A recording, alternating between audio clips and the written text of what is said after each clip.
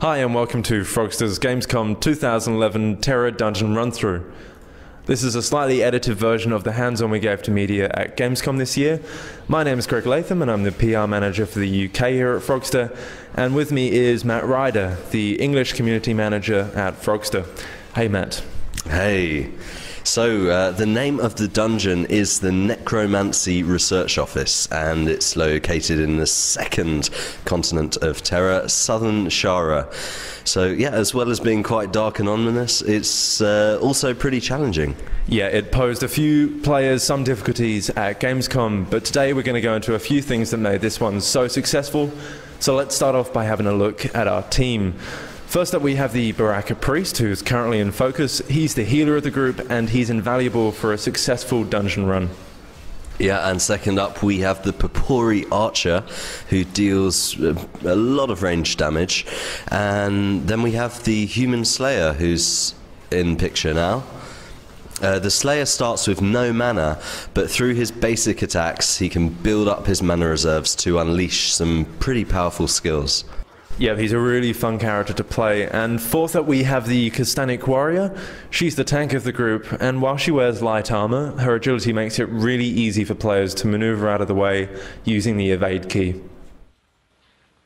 And last up is our Lady in Blue, the Sorcerer.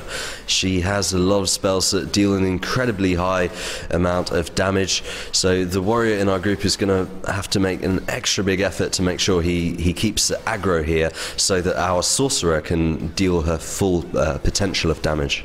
So we're currently finishing off our second mob, taking out that Kashara Skeleton Lancer.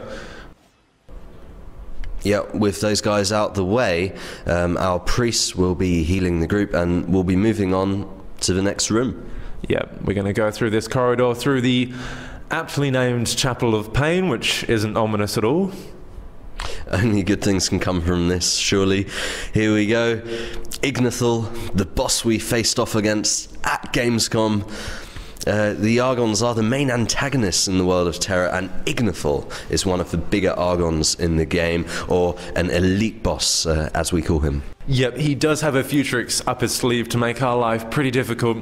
When he's enraged, you'll see the veins on his body course blue, and he'll lunge at random targets. If you see him coming for you, it's really important to evade very quickly and get out of the way. Yeah, one of his special attacks is his sword lunge, where he'll ram his sword into the ground, leaving a pool of magic that will drain you if you happen to run over it. It's very important to watch out for this, as it will do a lot of damage if you get too close. Yeah, and we just saw that behind the warrior just then on the screen. But this fight is going pretty well at the moment. The warrior and the slayer are right in the thick of battle, dealing a lot of damage.